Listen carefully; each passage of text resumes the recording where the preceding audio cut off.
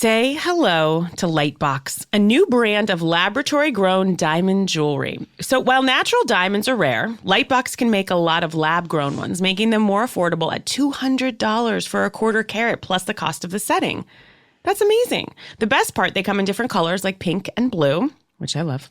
They've got necklaces, earrings for birthdays, beach days, or just because days. I wish my husband would give me something for a just because day.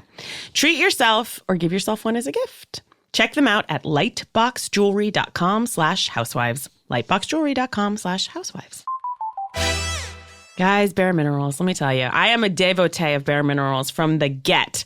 Bare Minerals has been rooted in clean, natural minerals and good from earth ingredients for 25 years. Have I been doing it for 25 years? I'm old. This revolutionary way of thinking began with Bare Minerals' best-selling Original Foundation. Clean formula is made with only 5 mineral ingredients. This includes non-chemical mineral sunscreen, which is important. Find your new favorite foundation at bareminerals.com. First-time customers will get 15% off when you use the promo code Housewives. Bare Minerals, full of what's good, and it's free of what's fake, unlike the Housewives.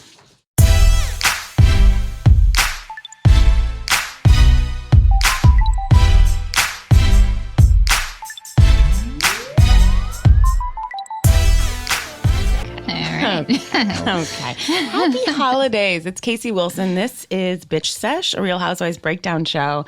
You know, I come to you for our last show of 2018, missing my beloved co-host, Danielle Schneider, who's still working, but with us in spirit and joining us in the new year. And I have another beloved friend as a co-host today, Ms. Deanna Cheng, fan favorite and friend favorite. Oh, I'm so happy to be here. Hello. We have so much to cover. Good God, do we ever. I don't even think we have time for pleasantries. We have a lot of work to do. I know. We had a lot of work to do to get here. I feel like at my high school, T.C. Williams, remember the Titans, never forget that the Titans, or that I went there. I feel like I didn't have this much work ever. I feel I have Bravo dripping out of my vagina right now. Yeah, it's upon us. I feel like Andy was just like, you know what, let's just hit them hard before the holiday season, testing us as viewers, testing us. And because there have been rumblings of people like, are the Housewives still as relevant? So he's like, we're relevant, and I'm going to give it to you. And here's Vanderpump, and here's reunion after reunion, and show after show. And this is without me even touching on Married to Medicine or Below Deck Med. Wow, we're in the holiday season. Deanna, I opened with Baby It's Cold Outside because I found myself embroiled in an online controversy. Oh, dear. The likes of which I haven't had since an article came out saying I was being fired from SNL for being fat. You know? I thought we were going to talk about Hamilton, but... Hamelgate, yeah. Yeah, Hamelgate. You've gotten yourself in a few. Gerard Carmichael and I stand alone in our disdain for Hamilton. Yes. So basically, a few years ago, I had made a tweet that I meant, certainly, but I also meant it sort of tongue-in-cheek, which is like, Baby, It's Cold Outside. If you're taking a listen, that song is about like an assault, essentially, and a coercion in a snowstorm. But I certainly said it, obviously, somewhat jokingly, but then I made a video for Funny or Die with Scott Aukerman where we act out that very thing, and we really, I think, give it its context, proper context. But of course, it was for Funny or Die. And someone unearthed the tweet and wrote an article about it, me saying it's essentially about a rape. And people are coming for me in a way I have never had people come for me, which is absolutely fine with me, but it's truly like hitting a nerve with people. These people are like, you fucking bitch. Like, let us have one thing with your Me Too fucking movement. And I am just like, wow, people want that holiday song to remain untouched. They don't want this song to go down. I'm not even saying it needs to go down. I'm simply, shining a light. I'm shining a light. This song, certainly if it was a fictional song. I mean, I'm not saying there's a woman out there. You know, I'm simply saying if you take a listen, it has a different meaning to us in 2018. And it's funny to have, I feel like you did not just put that video out. No. So to just be minding your business. Minding my own, if anything, before my time. Anyway, and I feel like people are coming, and I got to say it's mostly women. Men. Oh. Mostly women. They're like, you dumb fucking idiot. If you think this song is that, they're like, this was the 40s. Basically like, love it or list it, bitch. And I'm just like, okay. I've remained silent, but good. It's just very interesting what triggers people into such rage. It's terrifying. Yeah, it is terrifying. Terrifying is not the transition I want for our next guest because she's anything but. She's so lovely. We are just meeting today for the first time, but I will say fans have gotten to us on the boards requesting her presence. And I'm so happy to have her here. And Danielle was so excited to meet her, but you know, Danielle, you snooze, you lose. Next time. Please welcome writer. Yes. Podcast host. Yeah. Lovely human. I hope so. Oh, well, that remains to be seen. Rae Sanni. Sanni. Oh, fuck. Let me take it back. I know. Okay, let me take that back. I'm so sorry. All around lovely human, Rae Sanni. Yay. Hi, everybody. I'm Rae Sanni. Hi. I'm excited to be here. This is like a dream come true, honestly. I got so excited when I got this message. This is important. And you have had your own Baby It's Cold Outside on the walk here. You got a little lost. No. A little lost. No, not like that. Yeah, but you were in the cold rain. In my ear or anything about that. Yeah. Rae, I'm so happy that you're here. Tell us a little bit. You have a podcast that I think can kind of dovetail with our earlier conversation. Yeah. So I have a podcast with my friend Marsha Belsky, who's this wonderful comedian. She's a feminist, more feminist forward than I've ever been. And she does it ironically, but she means it in her comedy and in her music. She's brilliant.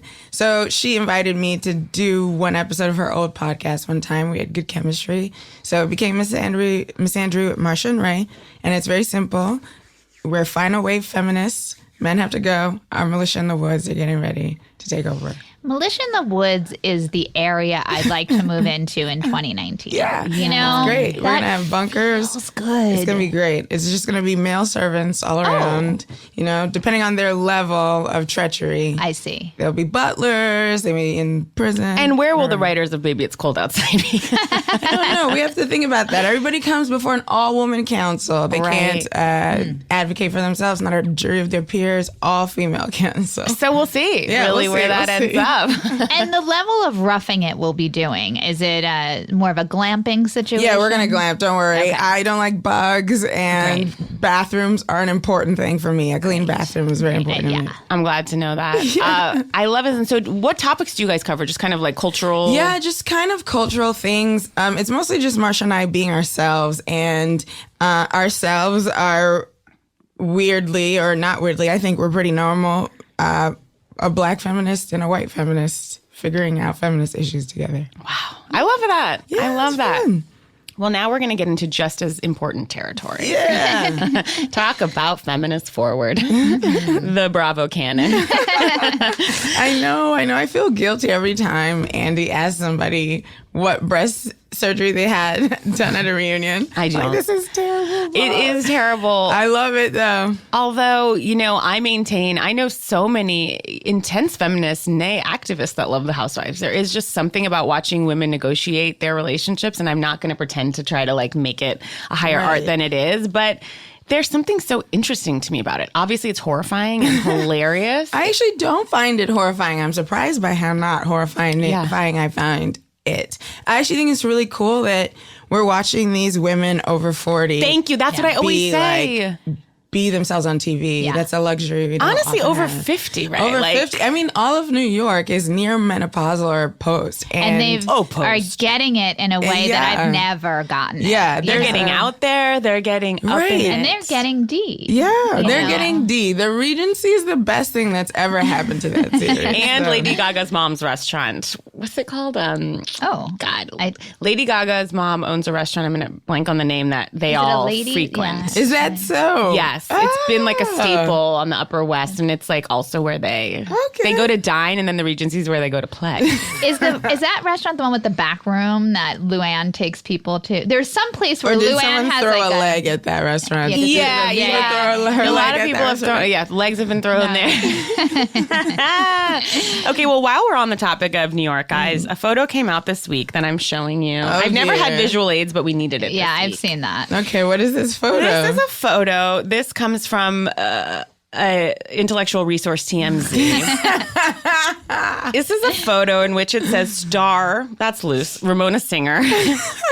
Latest housewife seen smooching on Harry Dubin. Again. And it is a recent photo. And when I tell you these two, they each have wrapped their mouths around the other's head. There's nothing arousing about that photo. No. Like the phrase sucking face, I've never really gotten it. Like this is sucking. Like they are sucking each other's faces off. No, and I've masturbated to it a ton in the last day. No. What does Luann have to say about that? Luann, I don't know if she's piped in What yet. about Aviva? Look, these girls are like, listen, we only have so many options. That's true. We're going to circle back. But he's terrible. I know. You know I'm attracted to Harry, and so is Danielle. Wait. Yeah. No. Danielle has weighed in with one thing she wanted me to share with the viewers, and that's she finds Harry Dubin attractive. I know, guys. I get it a little bit. My head is now steeped in their world. It's like from their POV. I'm like, okay, Harry. He looks like aged Guy Smiley from Sesame Street. Just so slick and like conniving. Yeah, he's definitely slick and conniving. Yeah. But in the world of the housewives, it's like we get what we get and we don't get upset. I say date Tom before Harry. Yeah. Personally. Yeah. At least Tom's nice to look at. You're right. And Tom, look, again, in that world, Tom is a prince. He's a king walking amongst us. Guys, before we jump into, we have so much to get into. We have, not only do we have Dallas, New York, Jersey, and OC, many of them on their reunions, mid to beginning of their 3 to 4 part reunions, we've also Vanderpump. The gift of Vanderpump has been dropped back in our lap. Yes. Where, while Housewives is like over 50 crowd, Vanderpump is almost a more interesting. And look, this is my age myself, but it's like a 31 to 45 crowd. It's an interesting niche, I think. Are we starting with Vander? Well, we're not. Okay. But before we take a quick break and jump into it all, I'm going to make a very harsh transition to a plea from our audience. Look, this isn't going to spring from anything we've just been talking about. Guys, I'm doing a short film about my father and I after my mom passed away. It is a comedy about grief, and we have such an amazing cast. Truly, we got some stars, old-timey stars. I can't reveal it, but we have some real stars, and I don't know how else to put this. I'm self-financing it and directing it, and we need some background artists, and I do mean artists, okay? And you will meet me. I'm going to give you so many things from the podcast. Not that anyone wants to meet me, but that's available to you, should you want that. Okay. A lot of swag, truly a lot of fun. I'm just going to throw this out there to anyone. If anyone in the LA area is available Thursday, next Thursday, which is the 13th, December 13th, around 2 p.m. Look, are you going to stay there for 6 to 7 hours? Yes. But I promise you, I might give you some cash giveaways. Not a ton. I'm going to give you T-shirts. I'm going to give you FaceTimes with Danielle. You're going to have a lot at your disposal. Great. Danielle will most likely stop by. We've got a lot to offer. If you're available to sit in a funeral home and participate in the funeral of my late mother. It's quite an ask. It's a big ask. It's an unexpected ask, but it's a meet and greet. It's a meet and greet at my late mother's funeral. Yeah, and that's not every day. You don't get that every day. You do not get that. This is a unique meet and greet. Yep. And you could meet her as well, possibly. Well, in a manner of speaking. But she will be there cheering everyone on. Sure. This is going to be in Highland Park. Email, the short is called Daddy-O, after my dad, Paul Wilson, who you all know. DADDIO short 18 for the year 18. Daddy-O short 18 at gmail.com. To RSVP, you'll get details. Please do this. Some cameos will be arriving. It's going to be actually fun. How many people are you looking to? I'm looking to get 20, 30, but all you have to do is sit in your seat and email and then just look up when the camera rolls. Hey now. And look spiff. I think you're going to get more than that. I don't, but okay. I will love you all. I'd love to have fans around and love to see you at my mom's funeral. Daddy-O short 18 at gmail.com. Okay, let's move into very important things. Let's take a quick break and we'll get back with Atlanta. Guys, I'm so excited about this one. Minted Minted is truly the only place I have ever gotten holiday cards, birthday cards. I got my wedding announcements there. I am such a fan. They have the cutest designs. I'm just freestyling here because I am such a fan of minted.com. I mean, I followed the founder and her story. I am very deep into Minted. I've used them last year. I used them for a kind of, my husband doesn't enjoy a ton of like Christmas themes on our holiday cards as he is Jewish. And I'll tell you what, if I didn't find a cute combo card, I do everything with them. They have the most beautiful designs. I get wrapping paper there. I've gotten all types of stationery. They're the only place I believe you can get a truly unique holiday card, and it's not one size fits all. You can now just text a photo to cards 22737. So now we're just simply texting things and getting holiday cards. I'm obsessed. Text a photo to cards, that's 22737, and Minted's stylists will text you back with 5 hand-selected designs created by independent artists, which is amazing, that showcase your photo for free. Plus, you get free custom envelopes and recipient addressing in a variety of matching designs and hand-styled fonts. Going off script here again, I also got my brother's like rehearsal dinner and all of his pamphlets for his wedding. What are the things like with the menu? I did it all there. Love them. Text your photos to cards 22737. New customers will get 20% off and free shipping, but only through December 31st. Text your photo to 22737 before December 31st and get 20% off your first purchase and free shipping. Get started right now. Text your picture to 22737. Rae, you have some thoughts about Atlanta I found pretty shocking. What? That I'm surprised that you are not bored. Bored? I'm bored. Oh my God, that's crazy. You're bored. I'm very bored. Why?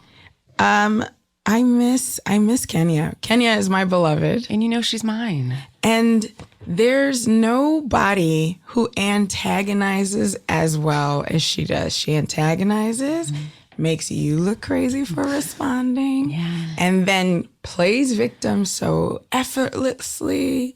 All while maintaining kind of a nice personality. Yes.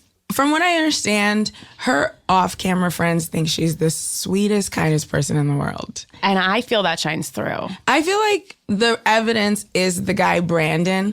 All the other friends of on this show have bounced from friend to friend, but Brandon has never left Kenya's side. He might not have been invited, but he's never gone person to person. But Miss Lawrence has beefed with either Sheree or somebody else. They're on camera talking mess.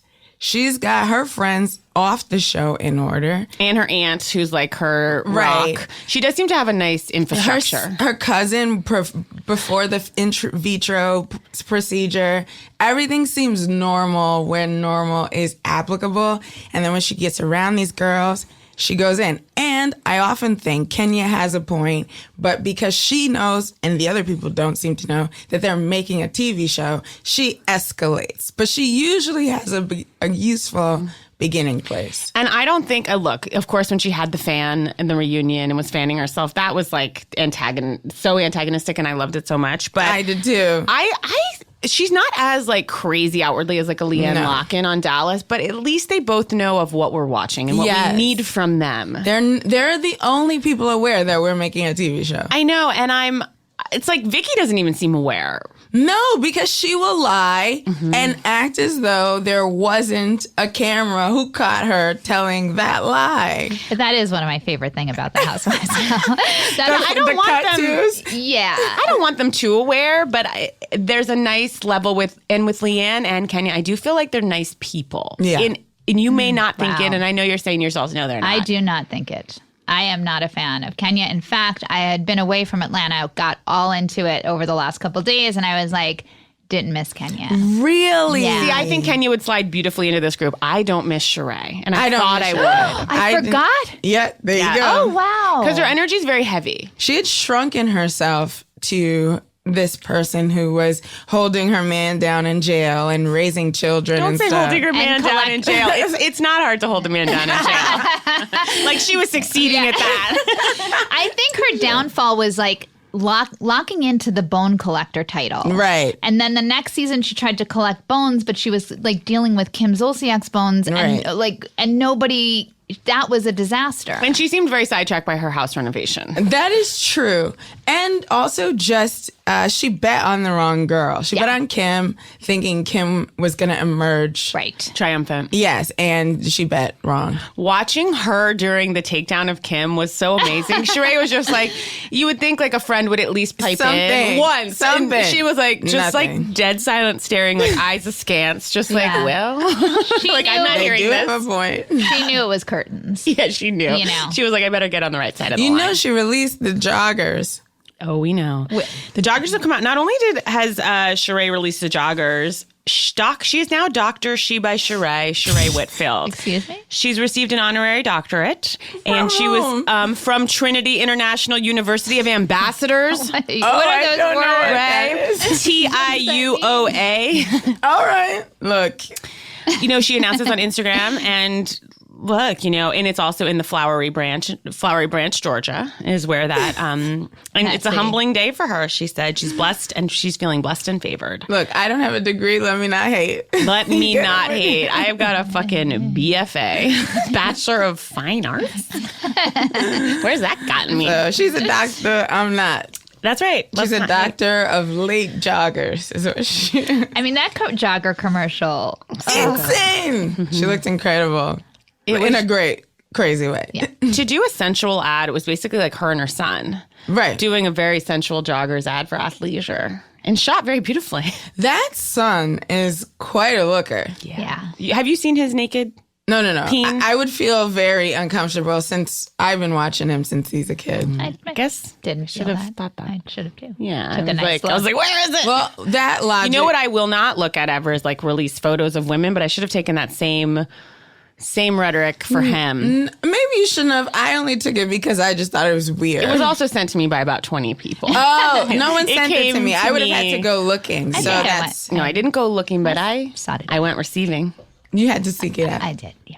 Were you satisfied? I'll say. Yes. He's doing all right. He's doing all right. And I feel like Sheree is interested in that. Okay.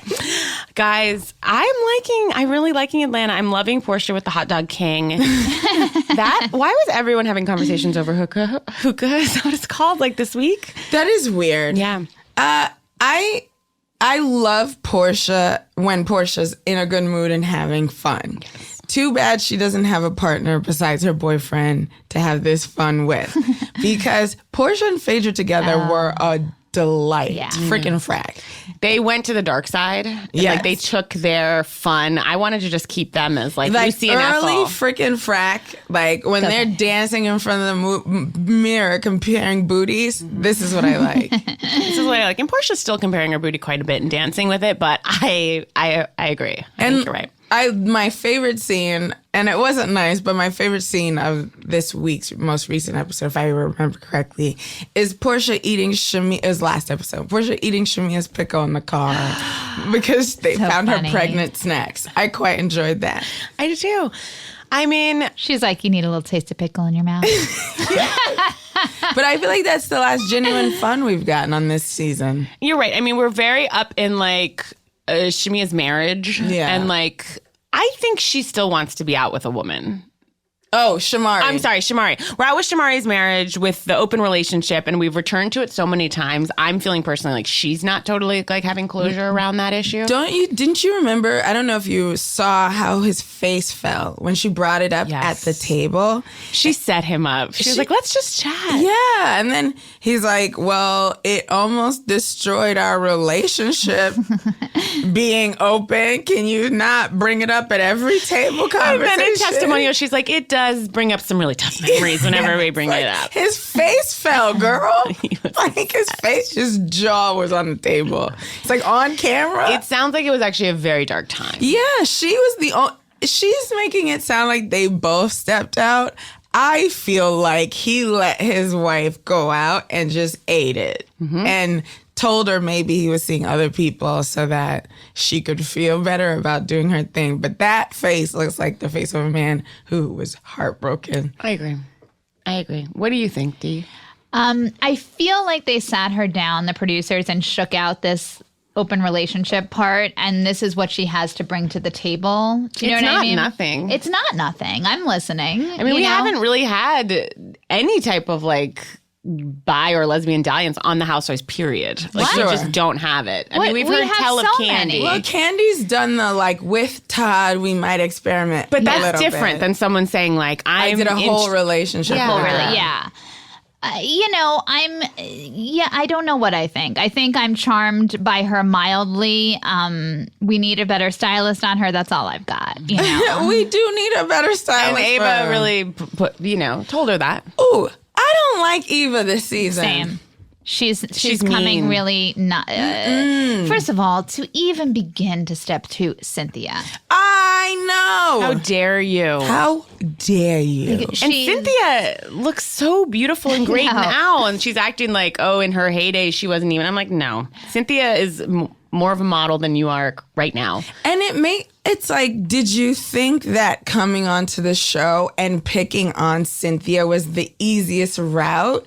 Because Cynthia is laid back until she isn't. And I'm guessing Eva was like, get sassy with somebody, but not someone who's going to hit you. And went at Cynthia. And that's just unfair. What has Cynthia done to her? She's the nicest person. It's so out of nowhere. She's talking about the size of Cynthia's butt. She's calling Cynthia old. Vintage, what she called it, the veteran walk. Yes, and it's like, girl. You were on America's Next Top Model. Yes, you sobbed because a tarantula was on your face. Right. I need you to chill out. Cynthia's a real model. She's a real deal model. They called her the face, apparently, because she could have no hair and kill it. What about Eva? You ain't the face. Calm down. No, Has you ain't Eva the even face. been on a cover? Like, I doubt I it. have no idea. Yeah. And She took those Christmas photos with her kids. Right.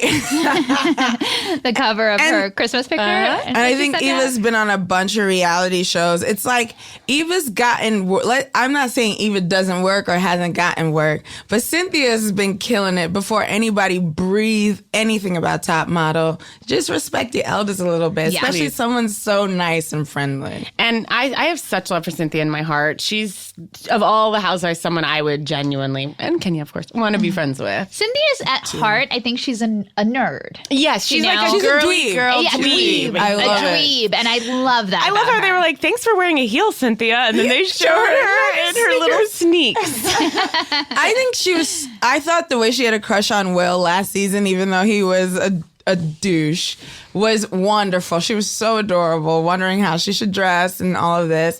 And I love her silly FaceTimes with her present boyfriend. She's so it's like, why bother that woman? No, Now, let her Candy be. has taken a new role this year. And I feel like Candy's like, see, I'm not a Candy fan. And so many people are. I like Candy. She's such an instigator, and I feel like that's the card she knows how to play. She's like a Carrie on Dallas, just kind of like, I'm a normal girl. How do I get in there and start shit? And she's always dropping bombs about people's guys. It's just so, even Nene was restrained. She's like, let's not tell Portia. I don't think anyone wants to know. Right.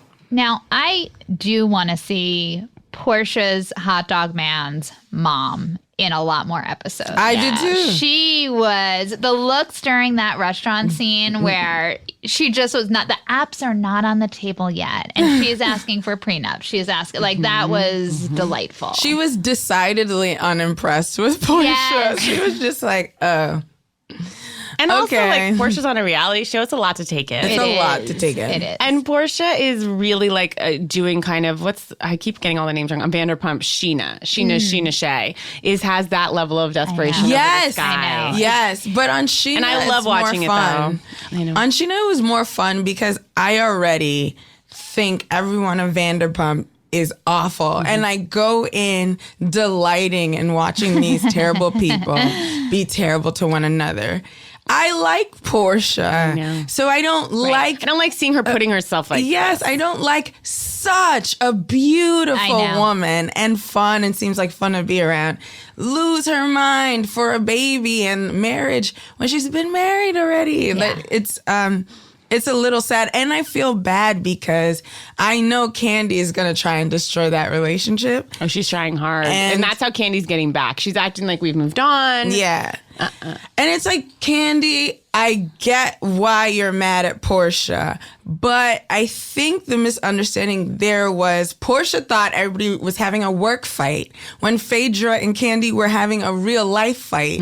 And Phaedra convinced Portia to partake in this work fight that was really a real life fight. And clearly Portia was like the kind of patsy in this. I don't think she was quite patsy. I think she knew what was going on, but I think she genuinely thought it wasn't that serious because it was a work fight. But in Housewives land, we have seen people come back from things the unimaginable. Like for Carrie and Leanne Locken to come back after someone says, you saw her husband get his dick sucked at the roundup. Like, and now they're like laughing like old friends. We have to forgive and forget on Housewives. But Candy's the only one that to me like Candy doesn't quite understand that role. Forgotten. Candy's like, it wasn't a work fight. It was a personal fight. And you aided and embedded Phaedra, and I couldn't get you off the show, but I could get Phaedra off. So as long as you're here, I'm going to take every opportunity to make your life miserable. The problem is, Candy, because she's so level-headed, looks awful being such a vengeful person. You almost get away with more being crazy on the Housewives. You're sort of rewarded. Sure.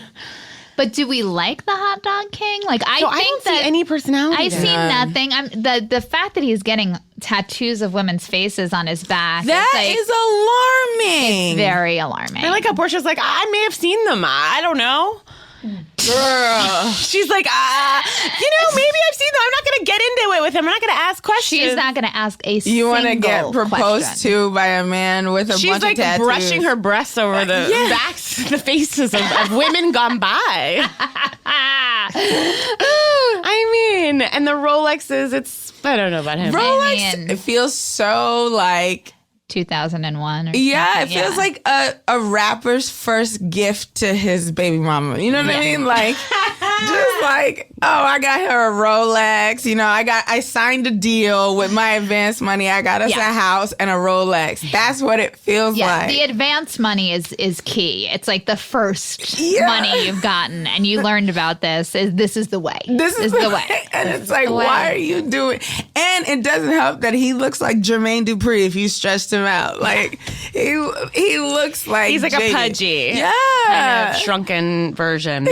Okay, before we move on from Atlanta, guys, this has been a shocking find on Instagram, and a lot of people sent this to me, but Nene, something has happened between Greg and Nene and Portia, and she has taken to the boards in a way that is like nothing I've ever seen. So in terms of her and Portia, she posts a photo of them where she's cut off Portia halfway, which I really appreciate, but Nene's looking great.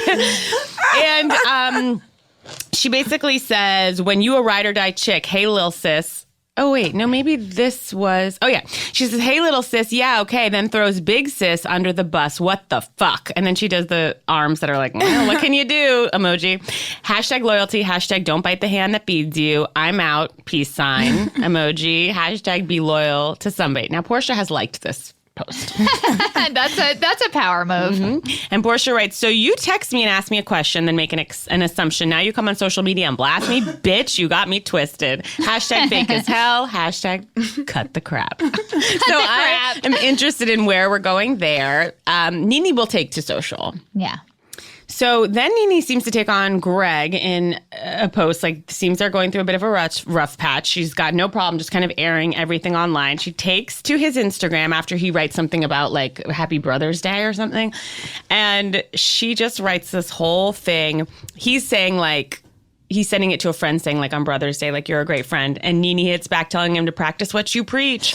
Then she says, love the people who treat you right and take a few minutes to think before you act when you're mad. Just basically like airing a fight that's midway. Kind of, it's hard to understand. So then people are writing her like, Greg is in the fight for his life. Like, please, you're nasty. You know, you're not suffering a health crisis. Let's all pray for Greg. And she's writing things back like, you don't know Greg or what he has done, so shut the fuck up. Oh, no. Then she writes to someone else is like, your husband's dying. You're being petty. And she's like, my husband is not dying. Know what the hell you're talking about? Eye roll emoji. Right. Oh, but is that true? Like, if that's true, great. I'm glad I mean, that's a nice win from that mess, you know? What a great way to find out, though. Yeah. That's a nice way My to break. husband's living, you bitch. But I fucking hate him. All right, let's move on from Atlanta. Let's take a little break. Guys, we're back with Dallas.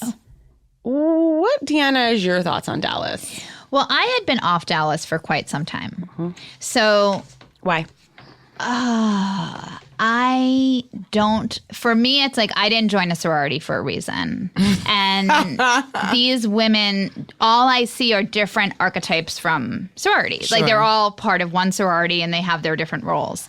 And so it just doesn't appeal to me. Leanne is obviously the best we've got, but I would love to move her somewhere else. I just don't, it's like, I watched so much of it to kind of catch up. And then when I saw Atlanta, it felt like a salve. Because I'm like, I'm laughing, I'm having fun. I love the bits back and forth. I feel genuine friendships. They're very humorless to me on Dallas. You know, they're not funny. They think they're cute, but they're not funny. And I'm not laughing. Simply not laughing. Yeah. What do you think? So I agree and I disagree. I left this season at episode 3, and then I came back for the last 2. I left because left. Yeah, I know. You walked I broke up. I walked out. You walked out. I think humorless is exactly right. So what happened, what I noticed was I generally have a thing. I hate when people who are real life friends break up on camera because That's just a pet peeve of yours. it's just like because you came on here, you're supposed to be road dogs, and then you let the TV happen. So when they did that pageant at Cameron's family's house, where Deandra put a glass in her butt and was like, "Who's the queen?" I was like, "I got to dip out. I can't do this one. They're gonna fall out." And by glass, you mean it was like a little Keurig pod. Yeah, and I was like, she's embarrassing herself, not in a fun way, to prove a point to Leanne and the rest of the women. And to try to seem cool to women who are so lame. And I just was like, I can't do this with you. I loved Deandra last season. I loved Deandra and I loved her relationship with Leanne because I was like, okay, here's crazy and here's the leash. Yeah. And then you find out. Here's crazy and here's the leash. And then you find out they're both crazy. Yeah. And there's no leash except for D, Mama D. Exactly. And it's like, it was really disappointing. And I was like, and I know it's not fair to do this to women, but I cannot understand how on most Housewife franchise, but specifically this one, their partners are not fed up with these psycho women. What is happening? Leanne's fiance is this cop, calm, cool with an eye patch, and then she's throwing herself on the floor like, I'm so lonely. While we're on the topic of Rich Emberlin, I've gotten a dispatch from the field. Oh, boy. From one Stephanie Sillin, I believe. Okay. And she says, she's issued a statement, and she says, I've done a little research on Rich Emberlin's eye patch. She said, first, I know there are many who have reached out regarding Rich's eye and his eye patch, and she wants to answer questions. The sad news is his damage is permanent. While there are light and shadows, the vision in his right eye is gone forever. So he had to retire from his job that he spent years giving his heart and soul to. And this is from Leanne. This news comes, and she brought it to me. So that's sad. It is sad. Yeah. I mean, I think Rich is cool. I retract my just questions surrounding the eye patch. I mean, I assumed that eye is not doing well. Yeah, I didn't have that many questions. I was like, I guess, yeah. I was like, why would he be wearing an eye patch? I was like, Probably out of order. You know, it's no longer with us. I was like, is someone going to tell me why Rich is wearing an eye patch? Do you remember that rumor when Aaliyah was still alive and she always had the bang over her face and everyone swore she had a glass eye underneath her hair? That was the kind of theory we all had about Rich. I would have accepted glass eye as well. I just felt like we need some answers, and it's not my business to demand. And now we have them, and I guess they are as one would expect. Yeah, for you to go on national television with an eye patch. Something that having caught up with it, I don't know how you guys feel about this, but the legacy family stuff with the family name, I'm like, and maybe this has been unpacked before, but it's like my mom was a public school teacher and my dad was a steam fitter. And I feel I am too good for reality television, to be honest. Do you know what I'm saying? Yeah. Right. So I'm just questioning when you have a legacy name. The Westcotts? The Westcotts and the other one. Now, look, with all due to you. Okay. I believe I should go on reality. I would like it. It is not beneath me. No. Okay. I would like it. No. The reason I think we feel we can stand above it, particularly some of us, like we live in LA and we are chasing dreams of being on the television. We're just like not in that way, but we are getting a fix. No, of I'm being on getting the my TV. fixes this way and that. Yeah. But you've got the impulse. I don't, but I'm saying like, doesn't, just like if you have a family name, would seem horrific to put yourself on a Bravo reality show. Look at our president. In today's world, reality show has currency, and it is like a fast food, like... Great. Then don't worry about your family name. Then don't worry about putting a Keurig up your butt. I agree. Like, it's okay. It's all good. Like there are personal boundaries, and then there's boundaries you blame on your family. And if you've got the boundary that you blame on your family, then you shouldn't be on the show. It shouldn't be, I can't wear this dress because my husband's mom is not going to be welcome at the country club. Fuck your husband's mom. I'm on this TV show. And I'm getting a dildo slapped in my face at a beach trip. That's what I've signed up for, and I'm good with that. That felt more like a personal boundary than it felt like a family boundary. Yes. And I don't say it bothers me. Don't say I'm representing all these people. Right. Whatever. Don't put a dildo on my face. It's weird that you're cackling about a brown dildo. But that's how, which is also insane. And that's how repressed these women are on this show. I just feel this sense of like, it's very old timey to me. I remember Brandy saying that her husband was the only person she had ever been with. And far be it from me to like shame any woman's choices. Be it for you. Okay. I'm about to shame that woman's choice. I just feel like there's a lot of things she wants to know. She's all this energy, this naughty energy, horny. itching to get out. Yeah. Be it with Stephanie, be it with Stephanie's husband. A little sex monster. Yes, and she has a partner who doesn't seem to be interested or keeping up. And so now she's like... He's like a flaccid man. Right, and she's playfully terrorizing her friends. And that energy is coming out as being mad at Leanne or obsessed with Stephanie. Or being a mean girl. Yeah. You're so right. That is misplaced sexual frustration. I totally believe it. Because Leanne seems good. I feel like... Leanne's getting it from that eye patch. Which way? Yeah. But Sunday. She's making TV, but she's getting good D. And I love that everyone was mad at Leanne at their reunion because Leanne kept saying, I'm taking this show on my back like a turtle. It's the truth. The truth. And Andy stopped just short of saying like, well, she is. Thank God for her. You know. Andy's little jaw and her little faces were just... They terrorized my heart of like remembering girls like that. Yes, she's a mean girl. It's that sorority mean girl. I'm gonna mess with you, but I'm gonna do it with a smile on my face. Like I'm in no mood. I don't want to be a part of that group. No, I can see that. Guys, I like Stephanie.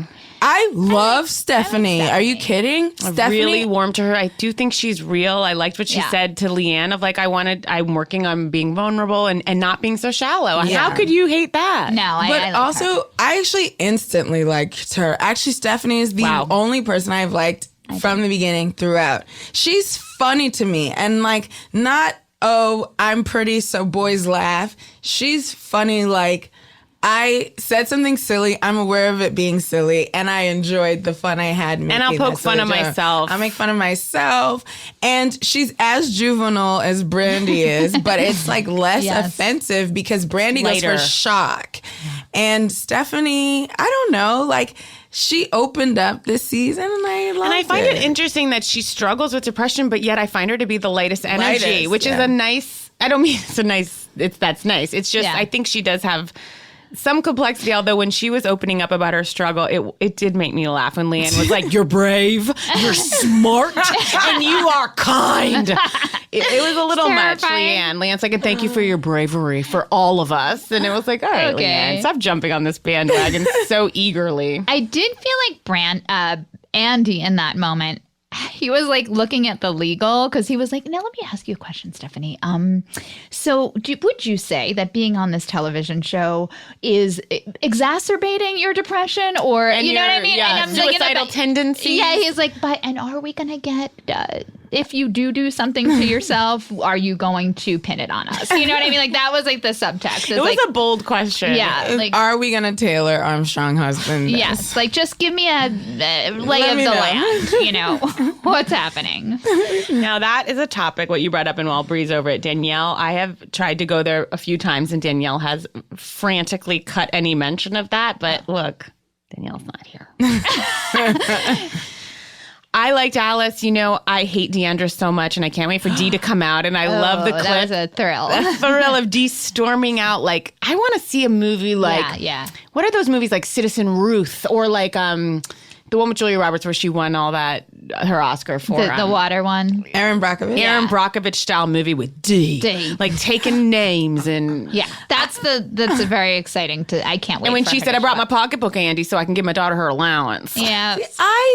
I think we have enough D. I think if we get a little more D, we hate D. Okay.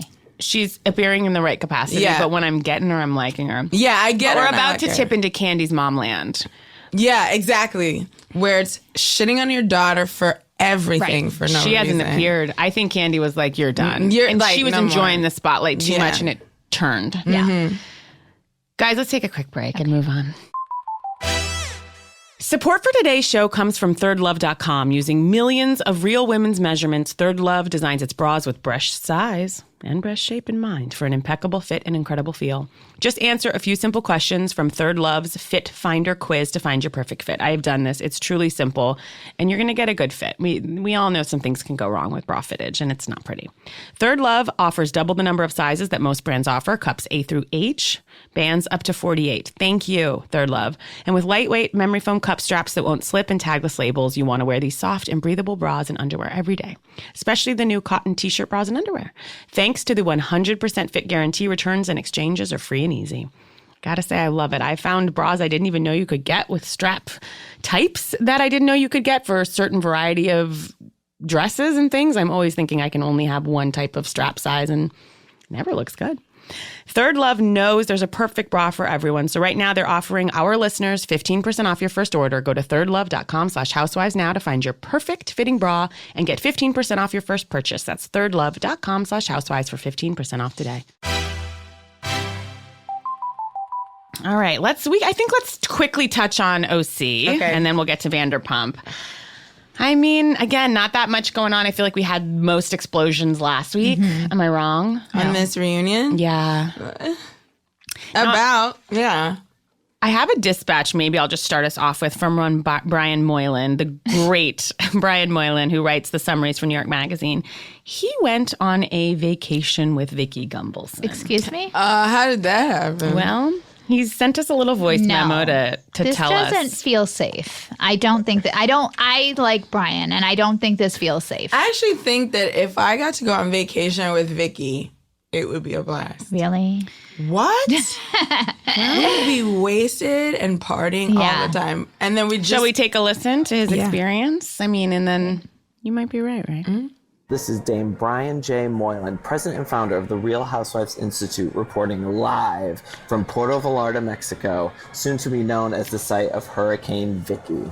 I am here attending the inaugural Vacation with Vicky, where 40 women and a couple of homosexuals paid to go on vacation with Vicky Gumbelson, the OG of the OC, and June Diane's fairy godmother.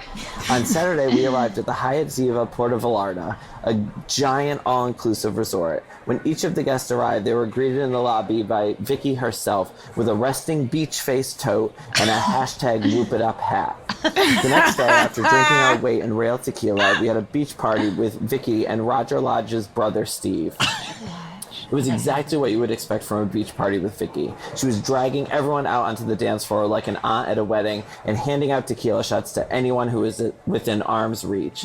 We danced and danced for hours while getting to know each other and all the other attendees. Almost everyone there was in pairs. There was a lesbian couple from Chicago here on their honeymoon, sisters from Wisconsin, co-workers from Lake Tahoe, cousins from Pasadena, and a married couple who were trying to celebrate their 29th wedding anniversary by proposing a three-way with nearly every woman on the trip.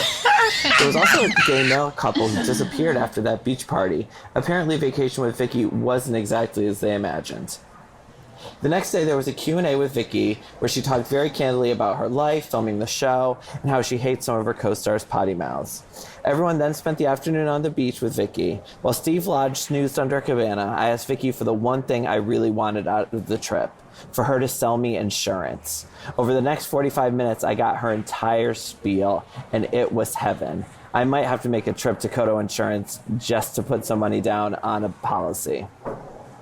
The night was capped off by the climax of the trip, a group trip to Andales. We poured into a few family vans, yes, actual family vans, and headed into town. Let me tell you this, Andales really lives up to the hype. It's like a TGI Fridays, a Chi-Chi's, and a Chili's decorated for Christmas, but all at the same time. Of course, they love Vicky there, and the owner thanked her, seemingly unbidden, for putting his place on the map with Housewives fans. She had several tables reserved just for her with giant "Reserved for Vicky" signs on it so everyone knew who was coming. The place was total chaos. There was a donkey out front and the women rode the donkey into the bar and back out again, led by a man collecting 20 peso notes for the privilege. The women all carried giant margaritas the size of obese toddlers while whooping it up with each other in their whoop it up hats. At one point before getting on the bar, Vicky FaceTimed Shannon Bedore just so she could see how much fun she was missing. Of course, that was a hit with the fans. I haven't had that much fun around straight people nearly my entire life. The next day, though, there was no official events until a goodbye cocktail party that evening, but Vicky spent the whole day with her crew by the pool just hanging out. I have to give her props. She went out of her way to learn everyone's name, give everyone personal attention, and to make sure that everyone she had attracted to Puerto Vallarta had the vacation of their lives. She was, and I cannot believe I'm saying this, a real class act. Wow. Well, I think Rae has it. Wow. You know, you were right. She seems like good fun to party with. Maybe she has a Kenya kind of thing where she's really fun. You know, we had her on the podcast actually 2 weeks ago when Leslie Grossman simply called her and she answered from a Costco. I appreciated that. She's definitely a good time Charlie. Yeah. Yeah.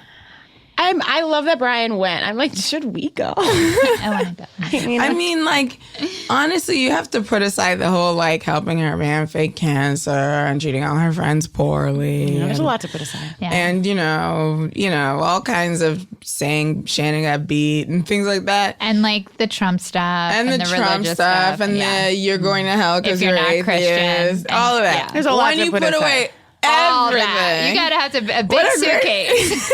What a great time. Right. She is. What a great woman. You have to really haul a lot over to the suitcase, but Oh, also make sure she doesn't have any guns on y'all's trip because she was very excited to have those guns. Mm-hmm. And then you'll be good to go. Just go send your frogs, have as many shots as possible, and lose your mind. Pee on yourself on the bed even. It'll be great. I wonder how much money she's making off that. Got to be a lot, right? What? Off of, like, The this tour, the vacation, party? yeah. yeah. I mean, I it know has your to be. mind's clicking away. Yeah, I want more pricing info. Well, because I can't, I could be wrong, but after watching Vicky on TV for like 13 years or however long it's been, oh God, I do not want insurance from that woman. No. Right. So you got to find someplace else to get that money because I can't imagine her numbers have been steady. I don't trust her right now. with my life. No, can you imagine? Oh, make sure you have this ready for my kids when I die. Hell no, not you. Not you. Anything else, Dee? I mean, the only other thing I clocked was that Andy seemed to kind of scold Shannon. And I don't know if you guys felt that or not. Like, there were two things. One, it was revealed that she'd been dating someone. Yes, during I the did not season. like that. She and did. Andy didn't seem to like. He was like, "So you were dating someone during the season?" And I think And it's wonder, not even who she's dating now. right. And I don't Wait, think she's dating someone else? Yes. Another man. Yeah. Another guy that... Good for her. I just felt like she was playing... I agree with him. It's like, bring your life to bear, or else what the fuck am I doing with my time watching this? Exactly. And watching you have a pity party. And that's the one thing I will give the Kardashians. They will lay it out there. And I feel like that's your obligation to us if I'm going to take 40 minutes of my life every week for the last 13 years. Thank and you for pointing that out, especially Rae. since she put so much out before with her relationship with her husband, That it was is all true. laid bare. That you can't have it both ways, you sweetie. can't. And she's like, well, I'm trying. She was probably, it was a new relationship. She didn't want to put Don't pressure care. on her. That's not your But then choice. do like Kelly does and just be someone who dates. Yeah. Instead of someone who Crying over your relationship. over your relationship, whining that you live in a 4,000 square foot apartment With 22 Oh, grand a God. month coming in. Oh dear, like how terrible. Right. I mean, I understand what it feels like to be like you feel like you're the worst in your body. You're the biggest you've ever been. You feel ugly. Your husband has publicly like humiliated you by moving on and cheating. But girl, you can change the narrative because you're the one of the two of you who has a television show. You can make this story yours and move it forward. But no, she lives in really nice. David's past. Preach! She's living in some other dude. You know what I would do if I was would you getting do? divorced by a cheating ass dude? I am so fired up. I would be like, yo, he's been in the game so he could get ready for other shorties. Like, let me be out here, date everybody. Kelly, who's your friend? Yes. Tamara, you got any dudes who look Yes. like Eddie? Come on, Yes. let's do this. Let's do this. Let's go. Chills. Let's go. Any What are we dudes who look like doing? Eddie? Your man, did you remember in the reunion, she admitted they had not had sex in 2 years. 2 years. And he's in the gym for all of those 2 years. You think he waiting for you? He's getting hot for the next person. So you know what? Sign up for that Pure Barre class and get to it, Shannon. Pure bar. And eat one of your frozen dinners. Hello? Warm up your healthy whatever that you create and tell your daughters they're beautiful. Mommy's getting hot too. We gonna find a new man. Are you kidding me? Sitting there crying over this dude. If he's pregnant, if he has a house, fuck him. Wow. I do not like that David dude. He always gave me problems. In that whole burying himself. And here lies David and Shannon in a conference room of a Marriott. It felt to me from that moment on, he was going, I'm going to humiliate this woman for as long as she stays in this marriage. And the fact that she didn't watch that switch flick sucks because I know what it means to be in a relationship and not realize that your man don't want you no more. Right. But all of the humiliating he did to you She last could watch it season, back. Yes. Undermining every time she said she had an ambition. Oh, I want to cook. You can't cook. All kinds of whack stuff in front of your daughters. Come on. That man was disrespecting you the whole time. It's your opportunity to flaunt a new man in his face and look busy. Because right now, Look busy. you don't look busy. No, you don't. You look like you crying I'm on hot. a TV show. You on a TV show. Be busy. Right. Right. Makes me so mad. Truly like spent because that was so complete. It was. That was so complete. That was a complete and utter. That was one sentence. Yeah. And thank you. And Oh, I man, think did we I need need to that. take a break to take that in. I need to hydrate. We need to hear about third love or Something. We have to collect ourselves because we were taken to church and Yeah. we learned a lot and we have and I feel like that's the final word on that. And we don't need to ever discuss it again. And thank you. And by the way, all day long and for the rest of my life, I'm going to say to myself, look busy. Look busy. Let's take a break. Guys, we're back. And before we move off OC, I've just heard one quick startling revelation from both of you, which is, go ahead. Go ahead. I like Gina. So do I. Why? Why do I like Gina? No one could come up with an answer. Well, it would take it would take a second. I watched the first 2 episodes and then I was like, oh, Tamara and Vicky agreed not to argue on camera. I think there's a pact there. I'm bored. I'm out. Huge pact. And then I came back in the last 2 episodes and the reunion. And I know that people think Gina's wishy-washy and stuff like that, but I feel like on an East Coast franchise, Yes. she would thrive. Yes. I think that she's smart and I Yep. think that she's funny. I think that she overdoes the Long Island accent. Long Island. Yeah. But by the way, I'm from Long Island. I've never heard someone speak like that. Like that. Like that. Not like that. I think that I think they framed her as a fish out of water in Orange County kind of thing. I think if she were placed in a Jersey or New York, she'd Especially be more, Jersey feels more especially right. Jersey, she'd be in her element. She'd get to be the classy one. And she would, not in New York anyway, but in Jersey, she'd get to she would thrive. Like, I feel like in Jersey, she and Dolores would be really good friends, and they would make a fantastic, funny, observational duo. Yeah. But in Orange County, where mentioning offhand that you don't believe in God gets you called some human without any moral compass is and not mentioning a that you home. want to have a good divorce with your husband gets you like thrown into the gutter. Yeah, it's really Everyone's like, you don't know what's crazy. coming for you. And to be honest, the way she handled Emily's husband throwing her out like that is too good for words, because we would have been fist fighting. I don't even fight. I would too. I have Yeah. no upper body strength, but I'm quick and I got Well, you reach. could have taken him down. Me, Emily, and her man would have been fighting. You don't talk to people like that. No. And everybody acted like it was normal. Everyone's like, well, you were being loud. And it's like, what? Yeah. What's crazy? And the lack of sympathy I felt for the fact that she's going through a divorce. No You know what sympathy. the They're like, weird- you're young and hot. Shut the fuck up. It's not Yeah. going to be hard for you. I think that people are disconnected to her divorce because she's disconnected to her divorce. And she's not showing us any of it. Do you know what I mean? Like, I don't get a sense of their relationship. Sure. So I think that is something like they're not feeling it. You know, we felt it from Shannon. Right, of course. It's all we felt. the It's whole all time. we felt. Maybe we felt it for the both of them through Shannon. Yeah, maybe it was enough to feel. But I do like it's to your point of Kenya being good for the show and able to stir things up. I think Gina also is good for the show in that she seems to be able to keep things going and moving. Right. And even though she's flip flopping, like I do enjoy her. And also, like, she makes good observations. Like, she has a smart head on her shoulders. She's like, But is that what I need out of a housewife? I think you need it when four of the women have made a pact not to argue with each other, and you need a way to call somebody out and poke jabs without, like, Yeah, I guess maybe unleashing she was doing a bombs. little more of the heavy lifting. Yeah. All right, guys. Okay. You don't have to, like, it's okay. I don't. Her outfit was she was coming makeup with a look was awful. Xanadu. Those Who hats. did that to her don't on the know. reunion? I had a revelation during the Dallas reunion because they all looked terrible, except for Cameron was like a career best look yeah, for her. of course. With that But- hair? I loved it.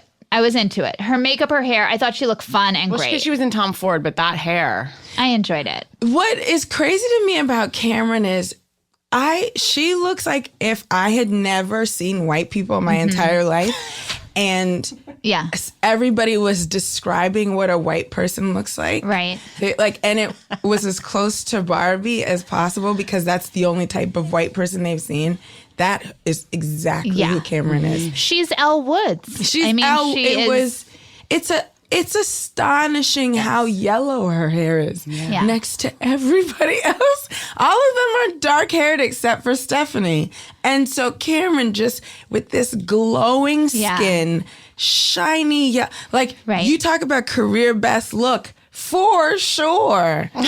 She Yeah. looks like a doll that's nicely wrapped in I loved everything about how she I looked. do like watching her. Yeah. Her look and her craziness. Yeah. And the fact that she's like 6'5" is just a Yes. wild twist. To see her slide off that bucking bull was, It was so slowly. So slowly. I feel like we didn't get enough flashbacks of Leanne dancing in that rodeo bar. Yeah, I could use Of more. her doing the like humping the floor in the worm. Guys, let's talk Vanderpump. Okay, great. I mean, I thought it was pretty good. Now, friends have been describing it as a thrilling ep. I don't know if it was that for me. Ooh, no. No, thank you. Now, first I was very upset that Lala had dyed her hair dark. Doesn't look Wait, she looks incredible. We might have to fight about this guys? one. No, She's a blonde. That's who she is. She's a blonde who wants to okay. be edgy like a brunette. But then I realized she was in grief, and I did the exact same thing. When my mom died, I went out and You went bought dark. dye to match her hair color in a very odd right. mood, but then I've stuck with it. I'm the only person in LA who dyes their hair darker than it is. But I felt when Lala was talking about her dad, I'm like, oh, I see what's happening. I think you can't sometimes uphold a blonde Sure. in grief. In a dark time. Or any hairstyle. Like Right, sometimes you right. need like a change, and I feel that's what's happening with her. Yeah. I thought the look in her confessional or direct to camera was a wig. Direct to camera. Is that what it's called Yeah. in the biz?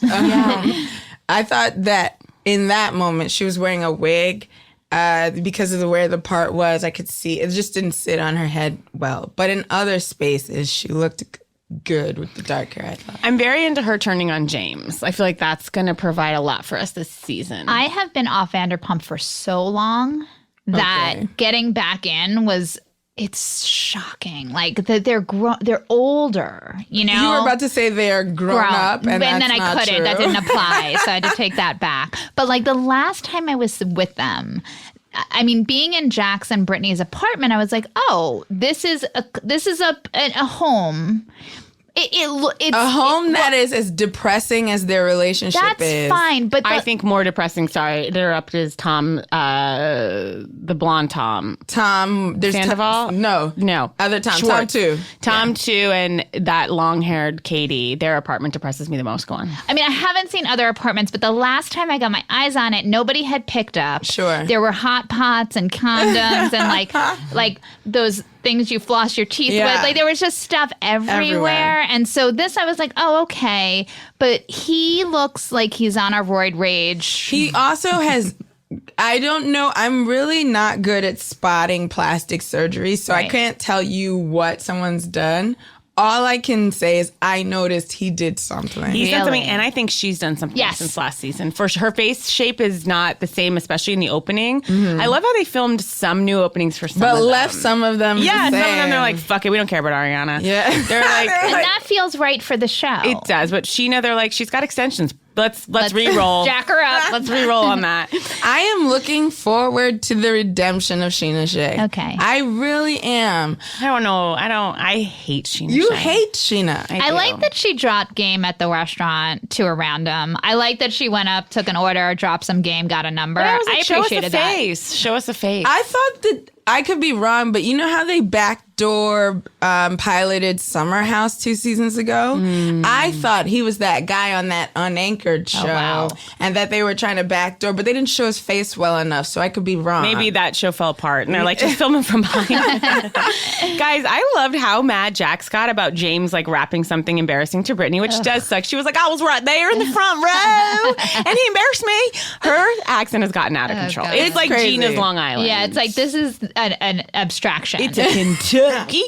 And anyway, so Jax texts James, this old man is coming at you like a fucking train. And then when he gets there, he goes, I'm going to kill him. I'm going to take him outside. He gets there and he goes, James, you're not invited to any events this summer. The threat was, you simply can't come to any of my wedding events. And James was like, okay. Yeah, James won that round for sure. Well, see, this is also a thing that makes me angry at Jax. It's infuriating, and it's been the case since season 1. I don't know why it bothers me every time.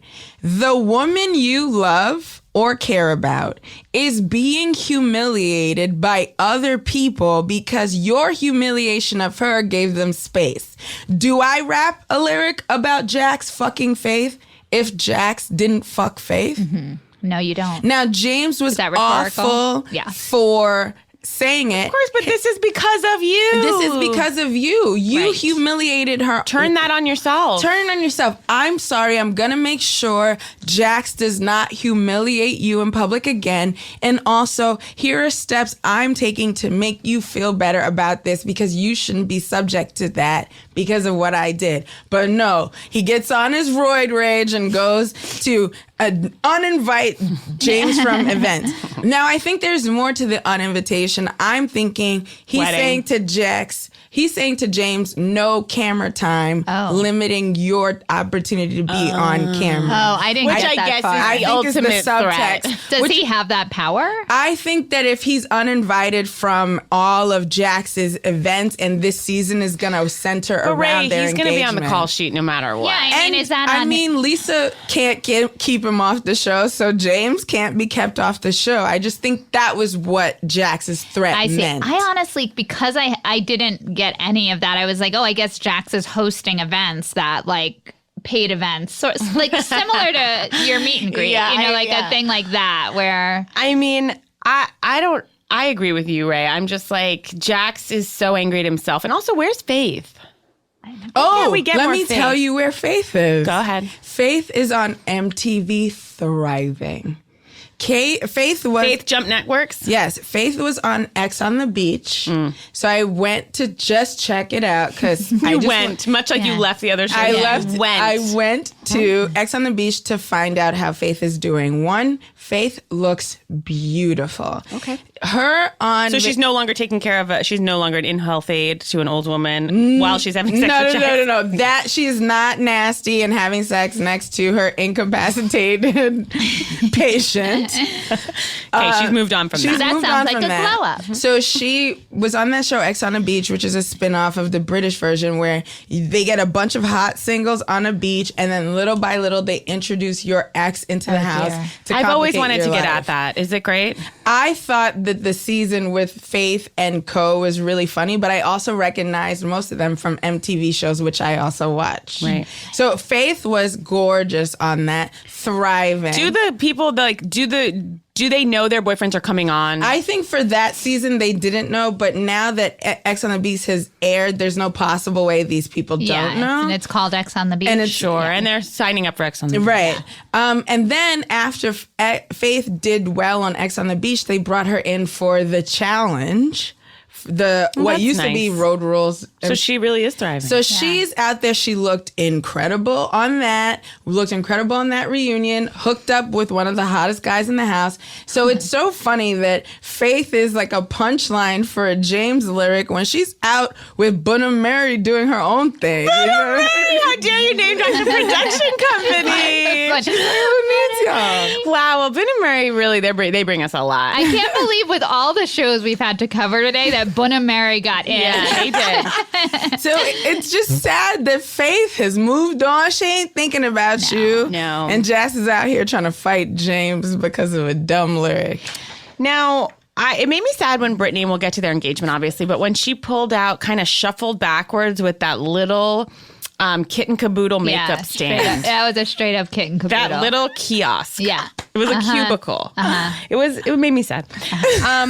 I do think she does her own makeup very well. Okay. She does do it well. That's a skill set she has. Now, you know who I'm so done with is that the main woman. I know everyone knows her and is going to be mad. I'm like, her name's not coming to me. With the short hair now, Kristen. That main woman, that's tough. See, this is where this is in a different area. Like, she is a woman. She's no longer a girl. She's like, this is...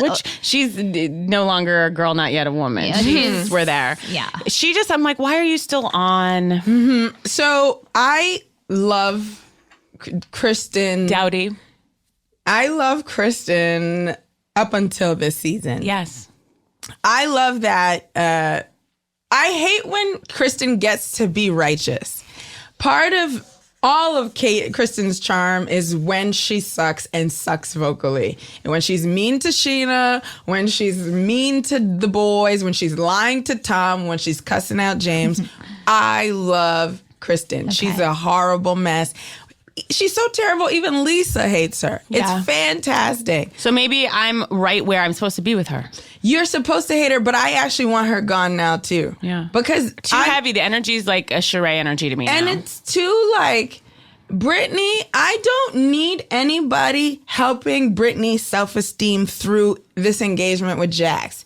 Brittany knows the terrible man she is engaged to. She knows her. She knows. She's made her bed. She knows that she's been appreciated now because he lost his father and he's acting like her parent. She actually seems to like enjoy the retribution that she's getting and this big ring. And that's where I love Brittany, but she lets me down there. I never loved Brittany. I thought she was fine.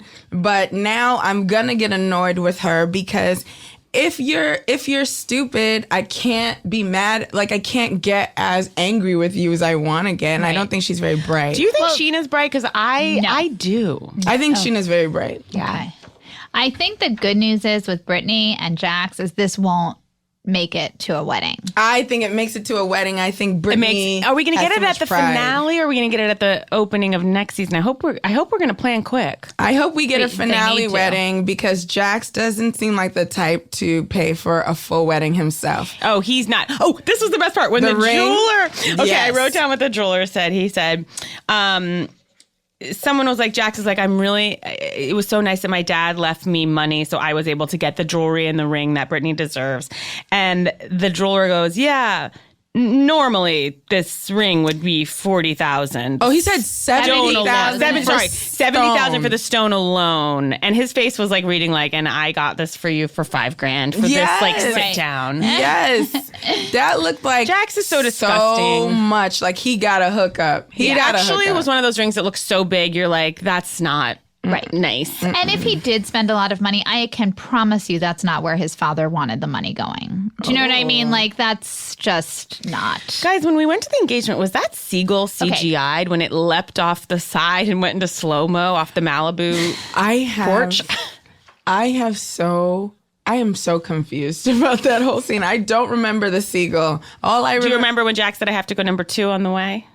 I don't remember that either. I'm sorry. You must have blacked out because that engagement was so weird. Horrendous. I was at that restaurant over the summer, and I want to tell you how wrong that restaurant is as a choice. There's porta potties. There's porta potties. It's usually filled with bikers because it's on the PCH. It's packed to the gills. You have to get your trays. You're struggling to get a seat. There's like wind coming at you. You should not be in white. And you roll in there after you've just been in the water. Right. And then you're sandy and you get your flip-flops and you go and you get your seafood. But to Brittany, it's like, this is nice. It's not. It was the worst choice. First of all, I'm against public proposals at all. Me too. I think that those are intimate moments that you should have one-on-one. And you're making it about you as like the hero for proposing as opposed to like a nice moment for the bride. Exactly. And then the producers and editors, the geniuses that they are, made sure that in every shot there was either a trash bin or a recycling bin. They didn't have to work hard, though. It was like, catch Brittany from this angle, recycling bin right there. Yeah, and that's the subtext of their relationship. Yes, it's like catch Jax over here. Jax holding out the ring, and two full trash can over here. But that is truly the space. Like, they didn't have to work hard, and the staff is as salty as that woman is because they're moving. But Jax was so rude to the woman. It's like, you're about to propose, and he goes to the woman, just give me a fucking tray. It's crazy. Yeah. Guys, moving on to Stassi. I'm so glad that Patrick is gone, and I like this new guy. I think he seems cute, and when she was crying over him, I was touched. Yeah, I thought I need Stassi to go. I know if you. I'm fine with her going. I'm fine with her going. No, I'm fine with her going. But I like the guy was. He was seems nice. nice. I liked that I update. liked him for him. I like that update. Him for her. Yeah. Yes, I like that as almost like an update of like a where are they now, and then a move along. Yeah, let's move without Stassi. That's a person we're also manufacturing a reason to keep on, and her she and doesn't Kristen. bring enough. She doesn't bring enough to make it worth it. No, she stabilized too much for right. me. Yeah, Kristen was worth it. I mean, throwing the shit on James, but getting it on Lala last year. And Kristen just like set out her goal right away. She's like, I will take James down this season. Exactly. Like, okay. But if Stassi's here to be the person her emotional terrorist of an ex-boyfriend used to help him propose to somebody, I don't want Stassi around. Now, just wrapping up Vanderpump, unless anyone has anything else, it made me laugh so hard when Tom gave this genuine speech about how now he's just having half shots. And he goes, look, why would I want 3 full shots when I can have 6 half shots? That's 6 times the camaraderie. It's like, you're not doing this for camaraderie, buddy. he would be one to go for me. Attracted to him, want him to stay. I'm very attracted to him. Attracted? I find attractive? the Toms are very beautiful. I hate the dark. No, not Tom Sandoval. Tom 1 doesn't do it for you. Tom 1 is so dragged down by the anchor of negativity and darkness that is Ariana. I did not like Tom 1. Tom 1 gets really intense around alcohol and bartending. And costumes. And he's so, and I'm like, why are you so self-serious about this thing? How come when he was like, yeah, Jax is proposing to Brittany and Ariana and I have been, are they just not which Ariana is fine. doesn't want to get married, so and he I does. think he is stifling that feeling. I think Tom wants to get married. Right. Tom 2, I'm sorry. I think I'm the only person on the planet. I think Tom 2 is the bad one in that relationship with Katie, but because he's so cute, he gets away with it. Of course. Because if you remember, orange-haired Katie, that season, he was a terrorist. And do you remember he threw the tequila in her face? Sure. He made Ariana a bridegroom in her, or made him a best man or part of the groom party when she specifically asked that a person she does not like be in her wedding. And to spite her, he invites Ariana anyway. Tom is a poker, and he's so adorable. And remember sweet. when he wiped his eyes at his wedding when he was crying on his dog's fur? That was pretty cute. The best moment of television I've ever seen. So He's funny. crying without thinking, just like wipes his eyes with his dog's ear. Wild stuff. Their apartment makes me so sad. They're just littered with Pepsid bottles. It's so upsetting. Also, dude, can you own a business? Please don't drink. Please don't. Well, that's never going to happen. Yeah, that's a pipe wish. Yeah, pipe dream. Anything else on Vanderpump? I'm certainly excited for the season. It's one that I'm like looking forward to watching. I'm so worried that it might get bad if the focus is... You're so worried. I'm very worried because actually I've been a fan of this show since episode 1, season 1. I've been there the whole time. Yeah, that's nice.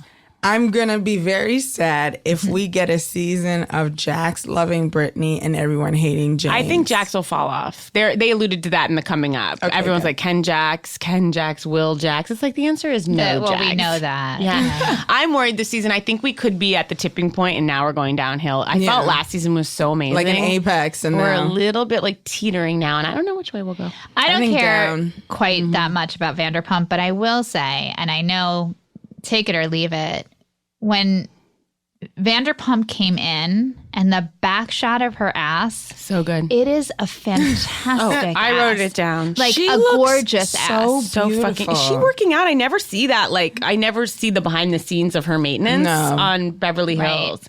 So it's just always in like a tight pencil skirt. That ass. Woo! She is fine. I love when they're getting Ken more and more involved in Vanderpump on like the comings and goings. He was like, apparently James did something to Brittany. I was like, Ken, don't try to worry tee up about story it. points. Yeah, that's not your area. That's not for you, Ken. Hold the dog, order the rosé. They do seem to drink rosé quite a bit.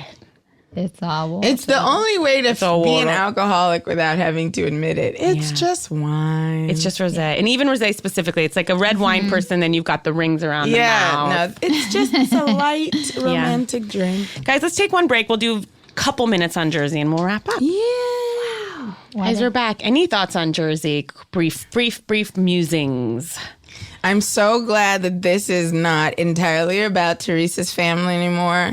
Well, it's not. It will be, but it's simmering rather than every episode, which I really like. And I am very excited to hate Jennifer. I am so ready. She had some low blows this week. She's an idiot. And it's like, I love even Melissa was like, yeah, it was nice that she defended me, of course, but it was very wrong. And now, like, she's dragged me down further, but thank you.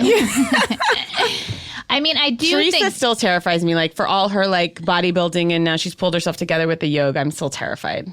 I am team Teresa on the thing with Joe and the father. I am too. Okay, 100%. I agree with the concept. I do think the way she's browbeating Melissa over it instead of going to her actual brother, I don't think it's right. I think it's part of this like patriarchal old Yeah, school I think Italian that thing, is. which is like, 100%. get your fucking husband in line. I think she has a hard time I think she resents Melissa as a woman in general because Melissa gets to do the things she doesn't get to do. And instead of accepting that she feels trapped, she says Melissa's the wrong kind of woman leading Joe astray rather than engaging with the fact that she's stuck in a thing.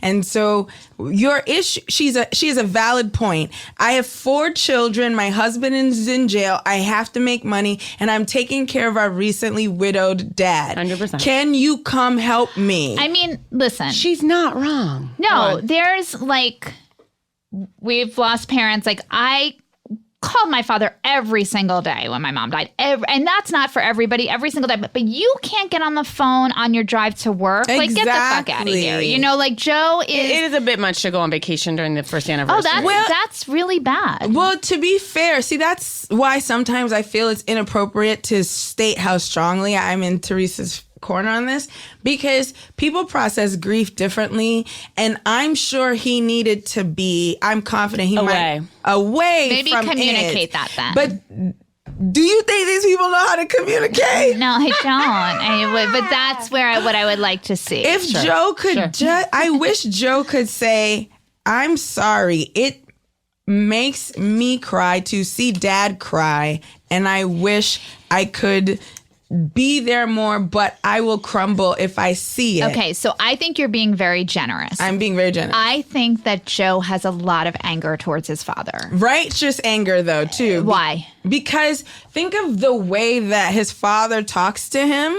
His father, like, do you remember that big christening? Who could forget? Yeah. When Joe's screaming, crying, I'm your son. Da, da, da. His father's basically laughing in his face. It looks to me like here's a person who's been treating Joe like he's inadequate his whole life. So this is like revealing their closeness and relationship. And then Joe's like, and Teresa's the princess. And Teresa's the princess, and Joe is rightly frustrated that Teresa exacerbates an already poor situation. I guess so, but I do feel like he's acting like this is all coming from Teresa. The father is clearly upset that his son is not spending any time with him, and Teresa is stuck with the situation. She's not getting help, and she has him in his ear. So it's not like Teresa is making this up on any level. I think that is a manifestation of their childhood relationship. I'm sure that Sorry to laugh. It's just so deep. No, I mean, I think this much about Housewives because it's the only way I don't have to get in trouble for gossiping about my real friends. That's what we always say. We can talk about people the way God intended, behind their backs. Behind their backs. And people we don't have any stake in. And no one's going to fight me for it later. Yeah. So, I just feel like Teresa's always been a tattletale on her little brother, Joey. Right. Joey feels it as an adult. As the stakes are higher, it's a bigger problem. And you're making me realize what I do like about Housewives is seeing the generations. Like, we're seeing some, like, we've said this many times, Shakespearean stuff, but, like, we're getting the grandparents involved. Yeah. We're getting, like, all the ripplings of, like, weird childhoods gone wrong. We've got people in jail. We've got, you know, we're seeing it all. Different. I did enjoy when Teresa's father had that glaucoma patch on his eye and he was like slinging back a shot at about 10 a.m. I was like, that feels like what the kids would say is a mood. Do you know what I mean? Like, that's moodish. It's also very Joe Giudice. Yeah. Like, it just seems to me that Joe Gorga and Melissa don't have as much in common with the old traditions, except for Joe's very sexist, misogynist way of living. And didn't love him saying that he would tap his mother-in-law. But that was weird. Just that's just you. That was that was weird. I was like, help Joe make new friends his age, and also don't fuck your wife's mom if you don't mind. Simple request. Yes. One for this holiday season. There was one thing that really bothered me, and then I won't talk about Jersey anymore if you don't want to. It just seems like in this climate. Politically and just socially, discussing the traditional roles of women seems really jarring and out of place here. Absolutely. So you have Jennifer and her husband. She literally is asking permission to fly someplace for 3 days. That is an insanity I don't understand. And then, too, when that scene of Melissa being away and Joe has to take care of his children, and he talks about like Mr. Mom, like he's bumbling through the house. Like it's a hard thing for a man to raise his own children. And then the fact that he's like, I want to raise Antonia to be a good mother and a great wife. That's what you want to raise your daughter to be? And then cut back an episode earlier where Melissa makes Antonia set the table and lets all the boys sit and not help. I don't want to do that part with y'all. I can't do that part right now. Yeah, we need to leave certain things out of the Housewives or you just can't really, like, I'm kind of glad they leave the Trump out of it all. Yeah. It's like in this world. It's there, though. I feel it. It's absolutely an undercurrent as everything is in this climate, but I kind of appreciate their, like, because if we go there, you're out. You're out. But they're also, I just imagine there's no intellectual heavyweight on the level of a Radzawell and a Franco on the Jersey Housewives. So I'm glad they don't broach this subject. Well, because they do know their franchises and their brands. Like where we can go in Dallas, the biggest thing we can go to is like old generations of families. Right. And like they know their capacity. Right. Guys, we've got to come to the end of our show. Well, I'll tell you what. If we didn't do it, we did it. We really did it. I'm spent. I mean, wow. I'm sorry. I didn't mean to be heavy. Oh no. no. I'm just saying, there's so much to cover. You know? No, I agree with you 100%. And I did have the thought just to like go back to the sexism. It's like, if you are a woman brought up in that environment, God bless you if you can push through. Mm-hmm. And like his daughter has a bigger dream for herself. I can see and I see it. And it is, not having been brought up in that, I have the freedom to do. But like when you are brought up in that and you push through it, good on you. And like my parents are immigrants. Like I've had an immigrant. My parents are Nigerian, and